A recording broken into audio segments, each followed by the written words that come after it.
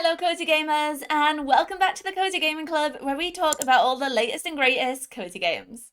I love putting together these monthly review videos to talk about all of the games that I've been playing, because while I try to cover all of them on the channel, I just don't have the time to talk about every single one I play. So this video is just the perfect opportunity to share all of my thoughts about the games I played in the last month. And as always, I'll be sure to disclose if I was gifted a key to check a game out, but I'll be sharing my honest thoughts either way. Let's get started with the first game, which I was kindly gifted and sponsored by the developers to create a video showcasing my first hour in the game, which you can find here. This game is called Creatures of Ava, and I was immediately drawn into it because of how pretty it is. The art is absolutely gorgeous, and I love the different designs for all of the alien creatures, especially as each one has its own unique hug animation. I just love that. The main premise for this game is that you play as Vic, an explorer who has come to this alien world to save the creatures of Ava from a deadly infection called the Withering that's slowly consuming the entire planet. You've come kind of like Noah's Ark to collect all of the creatures and take them up to your ship where they'll be transported somewhere safer. It's described as a creature collector for this reason, or creature saver is the term that they use, but this isn't a creature collector in the same way that Pokemon or Palworld or even Moonstone Island are creature collectors. You can't level up or train your creatures, and they definitely won't be helping you in battle. One of the things that appealed to me most about this game is that it was described as combat-free or violence-free, but there is actually combat in this game, and I found it a lot more difficult than I was expecting, especially in the later game. Essentially, you find infected creatures and clear their infection using a magical staff that you found on the planet. But while you're clearing the infection, the creatures will attack you, and can cause a lot of damage if they make contact. They can also infect you with poison or block your view, and when you're fighting multiple creatures at once, this can quickly become overwhelming. You do unlock abilities later to help with combat, but I still found myself dying. A lot. Another note is that if you love collecting achievements and completing every side quest like me, then you may also find this game a little frustrating. It's possible to lock yourself out of areas by beaming creatures up to the ship prematurely. This is because you can take control of creatures and use them to knock down bridges or open new areas. But if you send them up before you realize you need them to do that, there is no way, currently, to bring them back. So you've locked yourself out of exploring that new area and whatever lies beyond. Overall, I did like this game, especially the world building, and I persevered until the end to see the outcome of the story, which took me around 10 hours. I wouldn't recommend playing it on your Steam Deck though, as it didn't work great for me there, and even on PC I experienced frame drops and glitches. This next game is probably the hardest one for me to review because it's not really the sort of game that I usually play. In Love Ghostie, you play as a supernatural matchmaker. After dying, you find yourself revived as a ghost and tasked to match up the residents of your new manor house.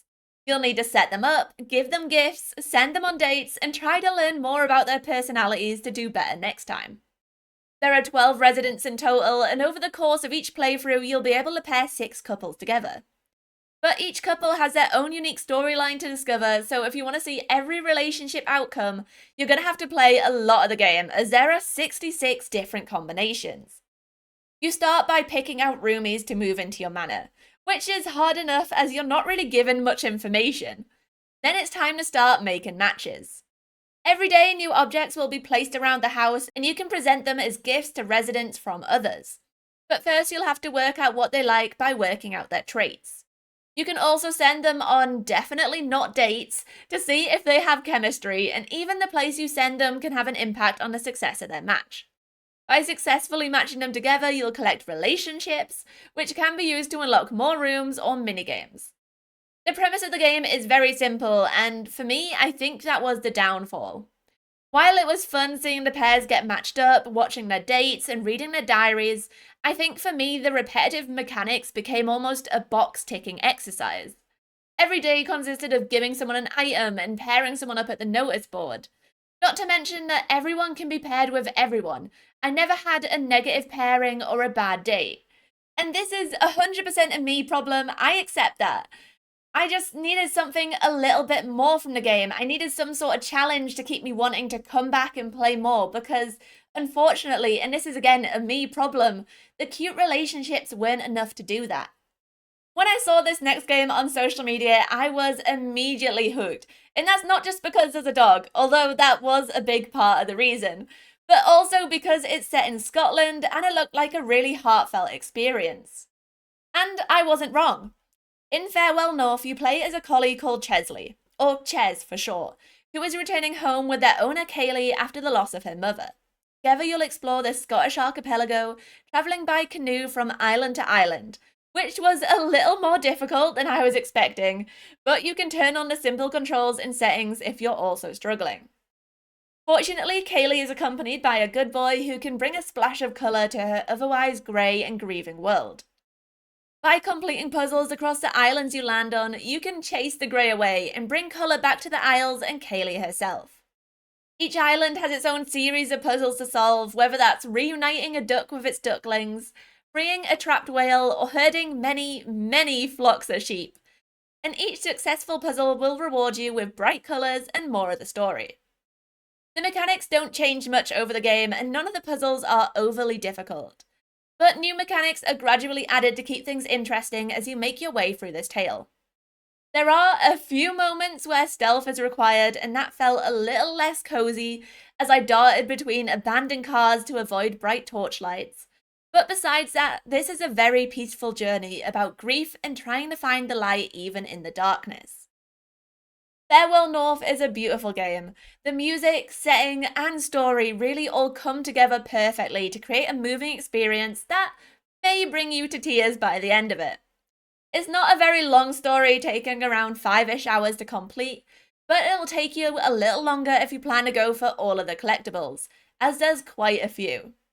I can't believe we've gotten this far in the video and I haven't spoken about Fields of Mistria yet. I'm going to try to rein myself in and not talk endlessly about how much I love this game, because I could talk endlessly. I love farming games. I am sure you know that if you've spent any time around my channel. I try to play them all, but it's been a while since one grabbed me as quickly as this one did. Oh, and I was gifted a key for this one, but I would definitely have paid for it because it's so cheap. From the first day, I was hooked. It's not just a cute pixel art style, although I am a sucker for pixel art, but I also love the NPCs and the plot and the little bit of magic there is in the game so far. It really just felt like it combined some of the best parts of other farming sims, and it's in early access, so hopefully it'll only get better in the future. The NPCs are really the standout part of this game for me though. They're all so cute for starters, and I really can't choose who I want to romance. I've befriended most of them to 3 or 4 hearts, and I'm just waiting for more content to be released. The best bit by far though is Friday nights at the inn, where the entire community comes together to play games, drink wine, and chat with one another. This is one of my absolute favourite parts of the game, and it's so wholesome. I never miss a Friday night at the inn, and I love watching the plot develop every week and finding out the next part of the story. While there isn't much magic in the game yet either, I really like the magic that has been added thus far. From fully restoring my health and stamina when I'm deep in the mines, to watering my entire farm at once, or even growing plants instantly, the magic really makes things in the game easier, although it is limited so as not to completely break it.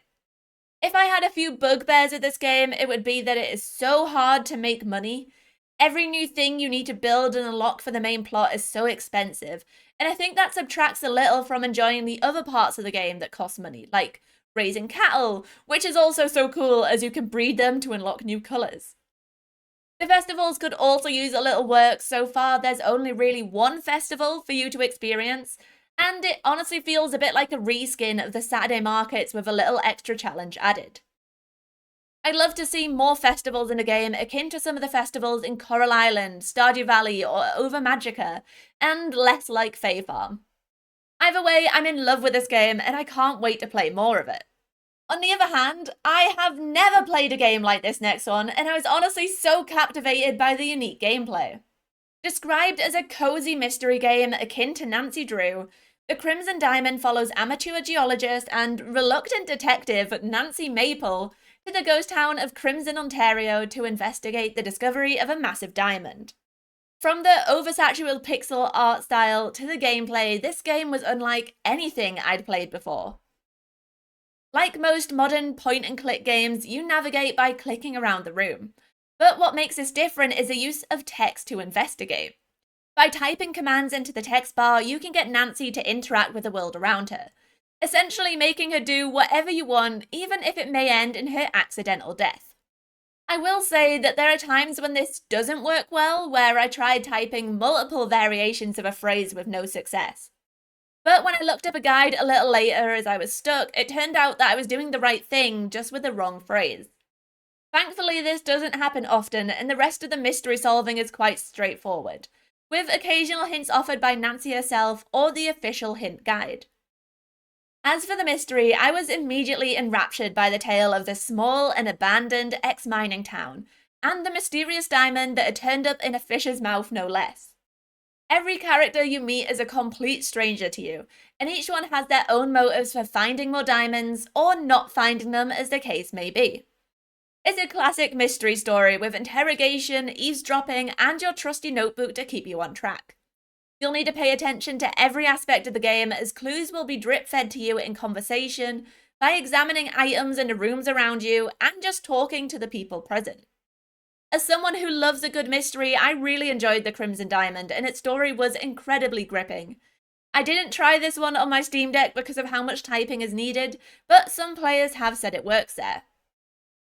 And last, but definitely not least, is Cat Quest 3.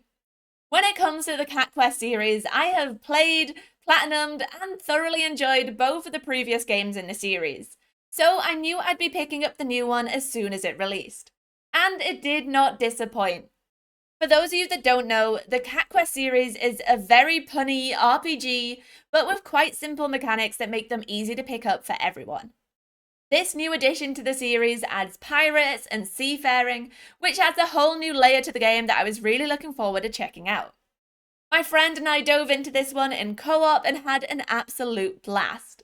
There are so many different weapons, spells, outfits, and accessories to help personalize your build, and you can alternate between melee or ranged weapons at will.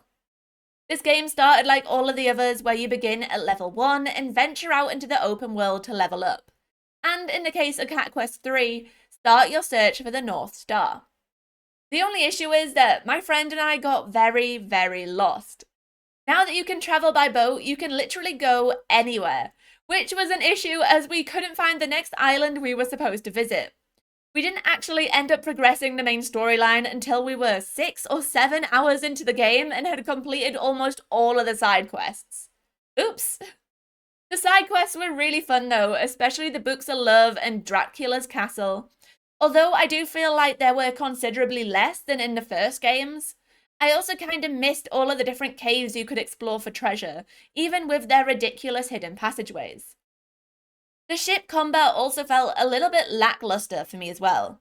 While your enemies had 360 cannon fire as well as supercharged attacks that can literally follow you wherever you go, you were limited to a tiny cone at the front of your ship, meaning naval battles consisted of getting off a few quick hits before shooting off in a massive circle to come back again for another attack.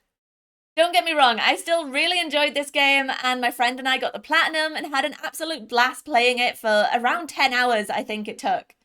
But I just don't think it was as good as the second game for me personally. Okay, this video has been packed with highs and lows, but those were all of the games I played in August. Have you played any of these? If so, what did you think? Did you agree with me? Did you disagree with me? I would love to hear from you down in the comments, especially if you played a game that I didn't play and you would like to recommend it. As always, thank you so much for watching this video, and I look forward to seeing you next time. Bye!